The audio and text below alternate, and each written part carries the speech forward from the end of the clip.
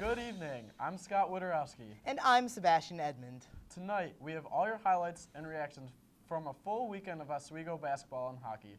Our analysts will be here to break down all the action. Plus, your look at what else is going on in the world of Oswego sports. This is Laker Connections.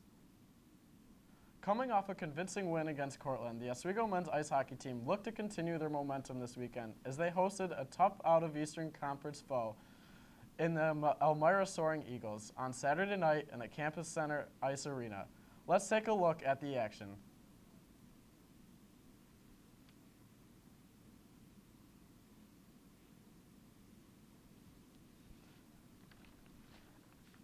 Take Elmira versus Oswego. As you see, the game's starting to get underway. As we're going to take a look, about halfway through the first period, you're going to see Sean Holshoff bringing up the wing, slotted to Kenny Neal, who puts it home to put up the Oswego Lakers 1-0 on the power play after Joe Gagne took a 2-minute call for roughing. This will get Oswego on the board, which is huge because they've been going back and forth in their games early on. Later in the first, you see Elmira taking the face-off, and it's just simply a great hustle play by Elmira's Jared Van Holt as he gets the unassisted goal. And Gilbert really just did not look prepared there as Elmira fighting back, evening the score midway through the first period with 9:53 left. As the period starts to wind down later in the first, with a couple minutes left in the game, you're going to see in a second transfer sophomore, as you see the face-off right there, transfer sophomore Brandon Adams is going to net a goal as he gets wide open in a 2-on-1 advantage from Morgan Bonner. This puts the Oswego Lakers up 2-1 late in the first period with just 2.5 minutes left to go. As the fans start to go crazy, as you watch the replay, it's just one-on-one. Brandon Adams, a big forward this year for Oswego, 1-on-1 against Elmira's goaltender, which is huge to get that late period goal as it would help them gain a lot of momentum. Later, they would make it 3-1. And now, as we continue on with just 2 minutes left, 2 minutes left in the second period now, Elmira struggling still as Oswego would go up 5-1 as freshman Matt Galati nets another goal from Alex Botten again. And then later in the third, Elmira trying to get back into it as Josh Burnell takes the pass from Eric David and slots it home to bring him back within 6-2 as he would end up with a goal and 2 assists on the night. As you see the stats there pop up. And just later in the period, you'll see some goaltending action from Justin Gilbert with some huge saves as it looks like there's an open goal for Elmira to score on, but no, Denton King lays himself on the ice as you're going to see the replay in a moment to get the huge block to save his goaltender, to keep Elmira from getting some momentum again, from letting them not draw that lead closer down to 6-4. As you see, just getting the end of his stick out to poke that puck away in time as Gilbert just coming off a perfect save earlier out of position. Later in the period, again, another quick shot off the face-off, which we saw was dangerous earlier in the game, but Gilbert right there to make the huge save as Oswego would go on to take a 7-3 win over the Elmira Soaring Eagles. And this is huge as they approach conference play coming up with games against Geneseo and Brockport this upcoming weekend. Also at home this weekend were the Lady Lakers ice hockey team as they faced off in a pair of ECAC West contests with Newman College. The Lakers were unable to secure a win last weekend in Potsdam, so they entered into this one still looking for their first conference victory of the season. Now, let's take a look at the ice. In the first game we have some basketball right here. Fortunately, the Oswego women's basketball team was very successful in their opening contest this weekend. As we're going to try to change it over to hockey in just 1 second, having some technical difficulties. Here we go. That looks like the Campus Center Ice Arena. In the first, Newman taking an early advantage, putting a lot of pressure in Oswego's zone. Lauren Cusack finds the back of the net, assisted by Megan Rossello and Chanel Doucette. You're going to be seeing a replay of it in 1 second. They were able to come away with this early goal by putting it on net from a very weird angle, takes a deflection. The rebound would come out and it would be Cusack. Even though Catherine Cote hugging the post, doing everything she has to. It finds its way in. Moving on into the third. Oswego on the power play, looking to tie it up. Megan Hag coming up big with this man advantage, finding the back of the net and scoring, tying it up with only 9:48 remaining in the third. Their power play has been very good this year, and even though they struggled to score for the first 50 minutes of the game, they were able to tie this one up late. You're about to take another look at the action right here. Always have a good cycling presence on the ice when they're on the power play. As you can see, puck finds its way towards the net and just sneaks in. Once again, goalie doing everything right, hugging the post, yet it still finds its way into the back. We take this one into overtime, under a minute left. Very good defensive pressure from Oswego, putting it into their opponent's zone. Newman cannot stop this beautiful shot. Emma Spitanik with the game winner, assisted by Hag and Seamont. Oswego would win 2-1 in overtime. We would go and have another matchup between these two teams. This time, Catherine Cote putting a shutout for the Lakers. They come out with the victory in day two's matchup, 3-0. When we come back here on Laker Connections, I'll sit down with WTOP 10's hockey analyst Larry Bergen. You're watching Laker Connections.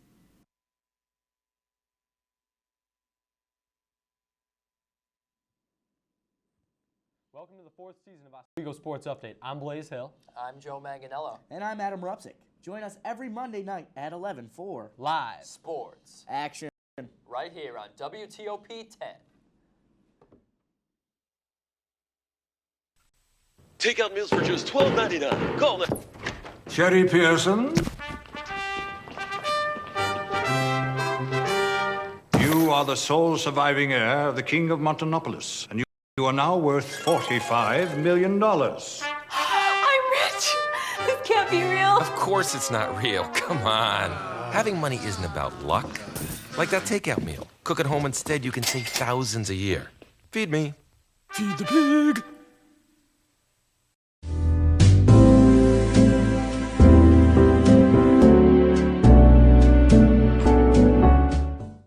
Every night before the show, me and the guys, we like to loosen up a little bit. Blue, 42, hike! Every now and then, Dan likes to take it a little too far.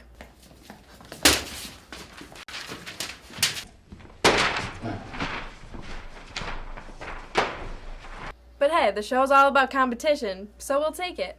Stupid Dan with stupid football and stupid running.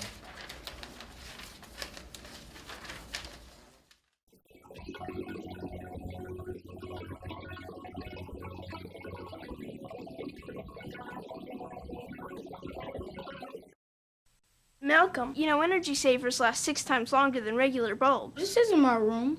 It's Baron Davis's. The basketball player? This is his room? I don't live here. Millions of kids are using their energy wisely. What's your excuse?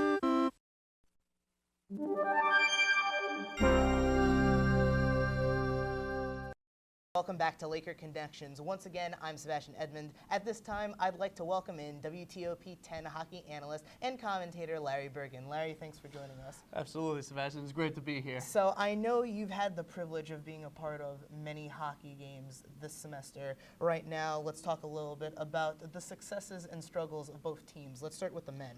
Okay. We were there when they opened up the season on their home ice, and in a game that everybody was expected them to win against Fredonia, they came away with a loss, 3-2. But since then, they have rebounded quite well. They have not lost since opening night. Why is that turnaround so prolific and so quick this season? Well, definitely for Oswego men's team, they made a habit of never disappointing the fans, and it's definitely a shot to the heart, as you could say, for the Oswego fans, because this was the first time against Fredonia that Oswego has lost at home in a home opener since the 07-08 season. Since then, they've just been very dominant at home. So this was sort of a wake-up call for Oswego as they were coming in against teams like Buff State and Plattsburgh later down in the years, teams that are much more on paper hard against teams like Fredonia. A little bit of statistics for you, Sebastian. Against teams that are usually lower in the SUNYAC standings, last year and years before, Oswego has had a very tough time scoring first against these teams. But teams against Plattsburgh, Buff State, usually teams that make the playoffs, they always somehow seem to win. Well, you got to come out strong early to be able to win in these games. They did so against Elmira. You were in the Steve Levy press box for that one with our good friend Dan I. You were able to see the Lakers come away with a 7-3 victory, a game where 7 different people on the team scored. It was rather impressive, if I do say so myself. Oh, absolutely. It was very impressive, but it was also very physical. Elmira is not part of the SUNYAC conference. Elmira is in a different conference, and I say this is probably one of, if not the most physical game that Oswego and Elmira had together. It was just a good chemistry of all the freshmen on that team. Like you said, 7 different scores. As you can see here, Elmira was very physical in the beginning against Oswego, but since then, Oswego was able to dominate in the competition. It was just very physical play. Elmira and Oswego do not like each other. You know, usually Oswego does something special for this event. All the players on the Oswego team usually wear the yellow jerseys, but I think one of the players forgot laundry day, so they had to wear their white jerseys. But other than that, like I said for the third time, these two teams don't like each other, and that's what the physical play came in. So in this game, you saw a lot of influence from the new additions on the team. How much of a role are they playing in the overall season thus far? Sebastian, I got one number to tell you right now. That's number 14. Everybody in Oswego knew how important number 14 was last year. That belonged to Mr. Paul Rodriguez, and he was the leading point scorer for that Oswego team. He scored over 100 points in his collegiate career, as long as Luke Moody, number 7. They were the best one of the best 1-2 punches in hockey I've ever seen. So number 14 this year is Brandon Adams, and he's been on fire as of late. He is definitely correlated and working great chemistry with transfer sophomores and new freshmen that are coming from this team. And Morgan Bonner, number 13, he's definitely, again, his presence well known on the ice as well. So Brandon Adams this year, as well as many of the freshmen, Coach Ed Gossick, he is no fool when it comes to scouting these players. He trusts Nick Rivet, he trusts Kyle Badham and Bobby Gersakis, and they have taken all these new freshmen and transfer sophomores under his wing and definitely created something special here. So this is the team chemistry of the seniors that were coming back and the new freshmen is definitely what has made the success for Oswego so far. Now, we've been talking about impressive numbers. There have definitely been a lot of good numbers throughout the season. Here's one that you might not be aware of. Sean Holshoff, freshman. Matt Galati, freshman. Kenny Neal, freshman. Alex Botten, freshman. Those 4 players are at the top of the points standing for this team. Are you surprised by that at all? No, I'm not surprised, and I'm actually very proud of all 4 of those players that you just mentioned, because a lot of fans and everybody around the Oswego campus, they had high skeptic thoughts about this team coming in. We lost Luke Moody, we lost Paul Rodriguez, we lost Jesse McConney. The list goes on. We lost Andrew Hare, SUNYAC MVP of the playoffs last year. So there was a lot of skepticism and skeptical thoughts throughout the fans of Oswego. Are we going to bounce back? Is this team going to be as good as what they were been in years past? And these 4 players that you just mentioned, Sebastian, have been proving the fans wrong. And the best part about it is they're freshmen. You know, how often do you see freshmen that make such big impact as these freshmen did this year?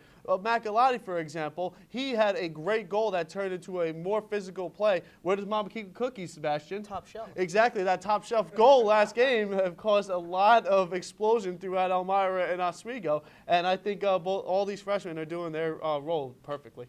Now, that's the nature of all college athletics. Players come, players go. It really depends on how well the remaining players that are still there bring in the new squad and are able to transition to keep success going.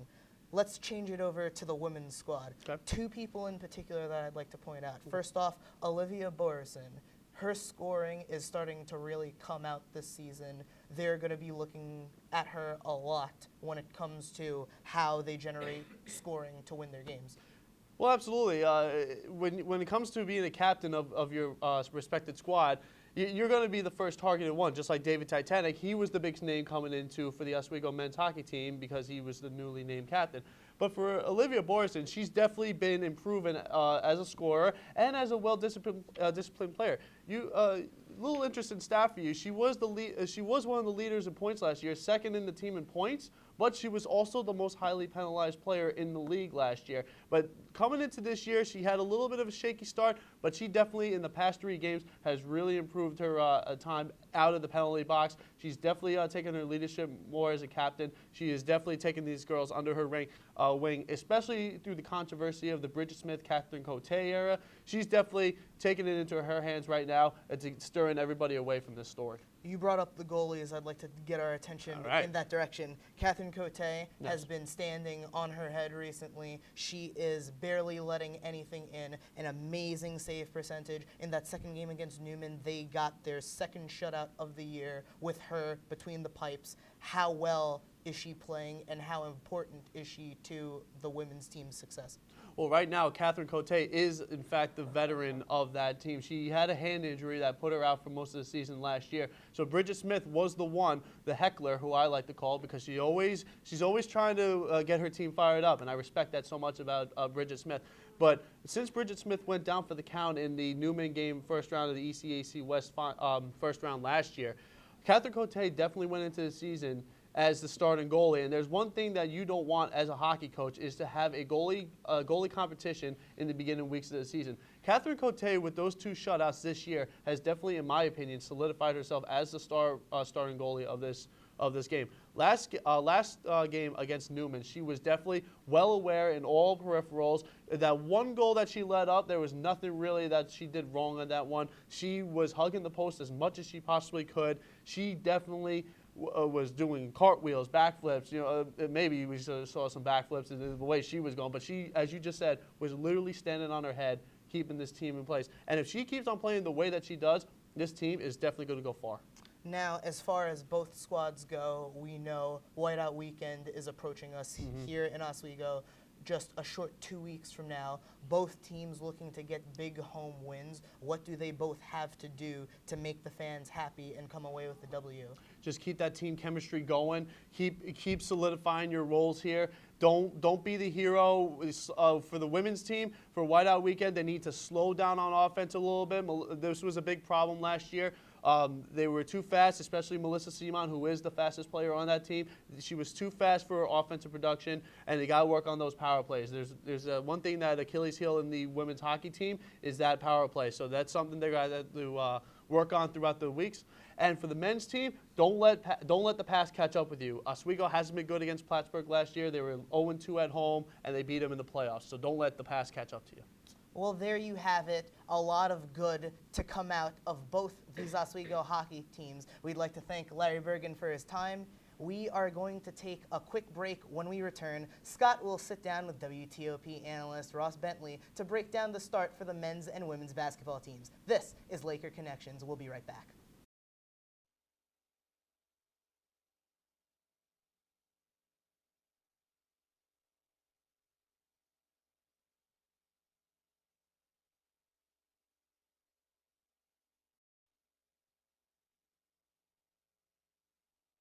So, do you have any questions? What is your soup of the day? We have a mulligatawny soup. Oh, do you have any specials? We have a steak special today. Oh, how's that cooked? That's pan-seared and then... Does it come with a side dish? Is it grilled? Can I have it steamed? So, what do you recommend? What kind of pie do you have? You're an actor. Aren't you from Ohio? Any questions?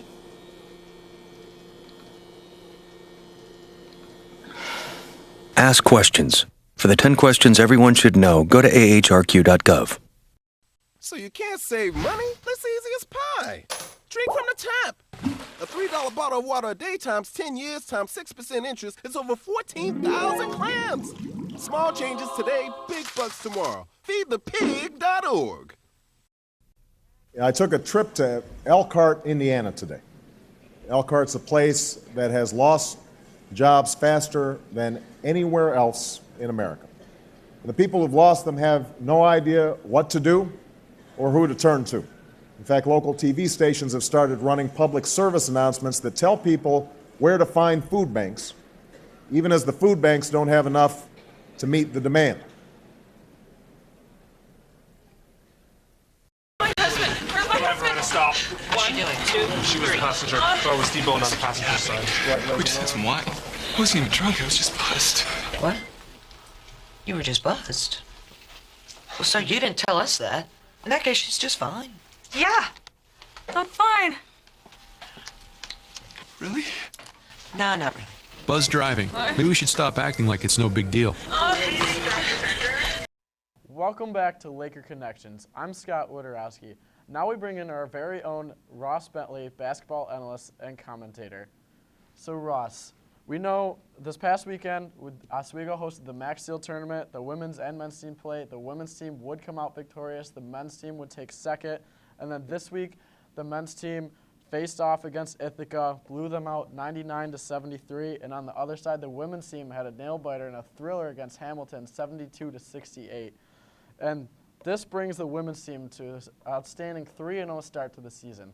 How big do you think this is going to be for them going forward as they enter conference play soon after one more matchup at the University of Rochester?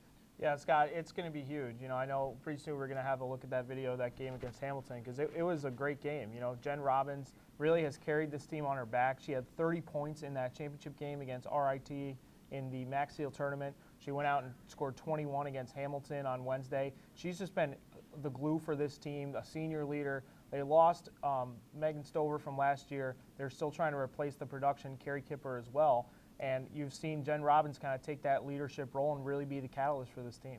Yeah, certainly. Let's take a look at Jen Robbins' play. She had 30 points in that championship to bring it home for Oswego Lakers, and then 20 more points this Wednesday against Hamilton. I had the luxury of being able to actually call that game, so I got to watch it, and it was a fantastic game by both sides. But outside of her, too, looking at this play, how do you think it's affecting this team, knowing that most of them are upperclassmen or do have experience playing together? Looking down this lineup, you have senior Jen Robbins, sophomore Heather Hebert, senior Lauren Nunziato, sophomore Taylor Sorrell, and senior Paula Eggleston. How much do you think that helps having that chemistry that they've built with 4 out of the 5 of them being returning players? Yeah, when I look at their starting lineup this year, when I look at Jen Robbins and Paula Eggleston, they're 2 players who have been around this program now for numerous years, but they haven't been asked to take that leadership role. Now they're both taking the role, both on the court and in the locker room. Paula Eggleston is a huge force defensively and also on the glass for Oswego, had double-digit rebounds against Hamilton. And we talked about Robbins just been so dynamite for her team, you know, knocking down the outside shot, driving in, getting her teammates involved.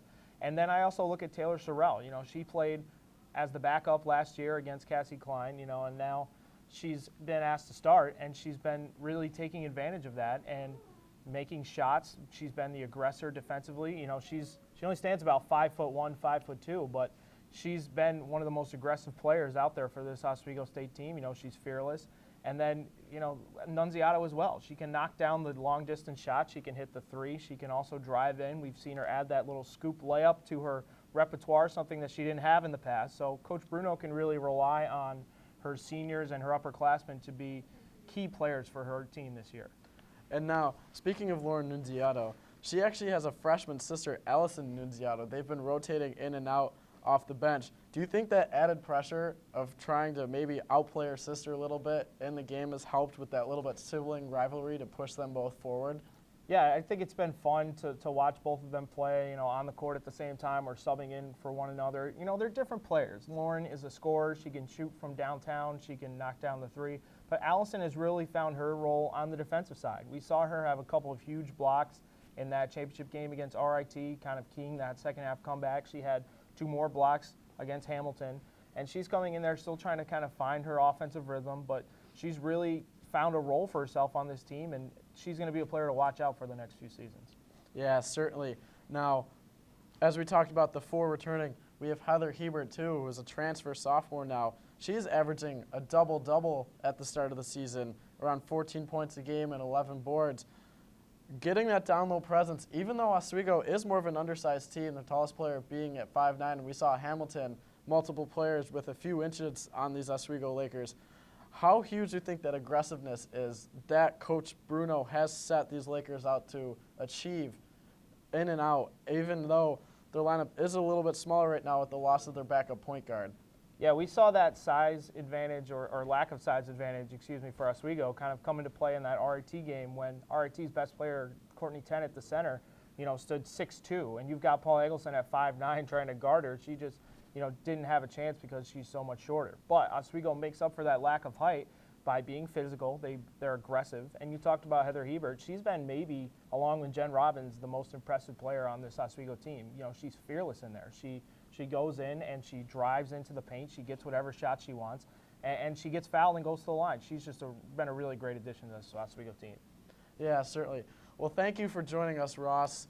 And we're going to be coming back in a few moments, and just stay tuned with us as you're watching Laker Connections on WTOP.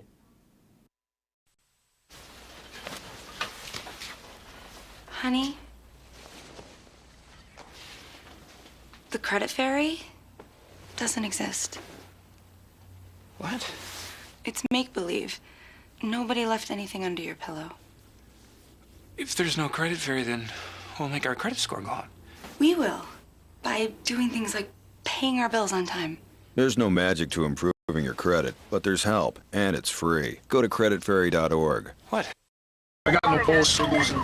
Shocking. He's in BFIT. Shocking drives it road all the time. Just had a few drinks. This can't be happening. Are we clear? Clear. We're just buzzed. Just buzzed. You didn't tell us that, sir. You're right. This isn't happening. He'll be fine. I feel good. Really? No, not really. Buzz driving. Clear. Maybe we should stop acting like it's no big deal. Shocking. Down 70 to 35, and the Cougars were getting smoked like a cheap cigar.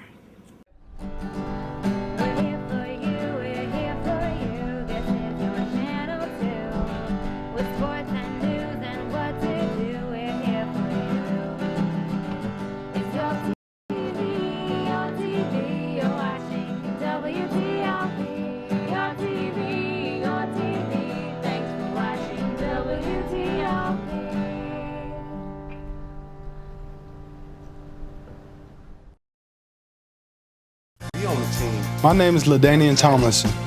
By keeping kids in school, I don't just wear the shirt, I live it.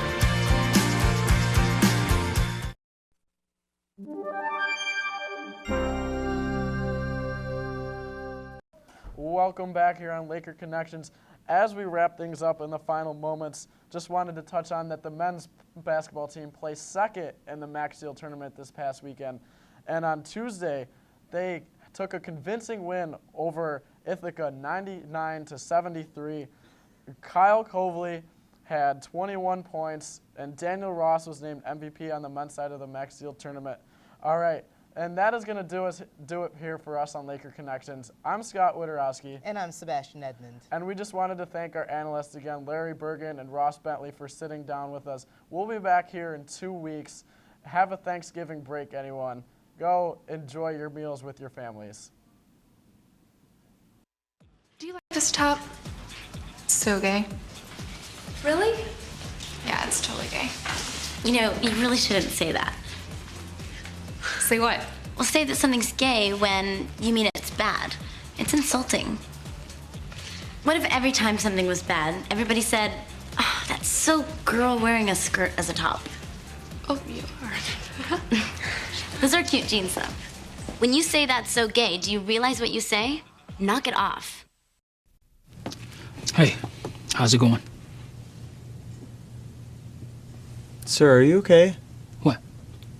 Oh, this? It's probably nothing. I'm sure it'll go away. Go away? But, sir, that can't be good. No, it's cool, really. Do you want a napkin or something? Everything's fine. Thanks. You wouldn't ignore this. So why ignore the signs of a stroke? At the first warning signs, call 911 immediately, because time lost is brain lost.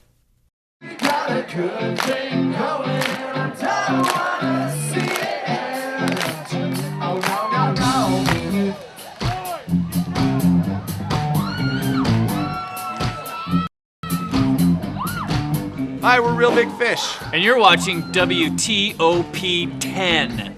Like the number. Hey guys, this is my teenage friend Rachel. She's cool. Hey. Hey, could you watch the road? Hey, could you watch the road? Okay. All right, well, if we die in a car crash, I want to donate my eyes to my neighbor Gary. He has a boat, and he sails all around the world. I would love to see that.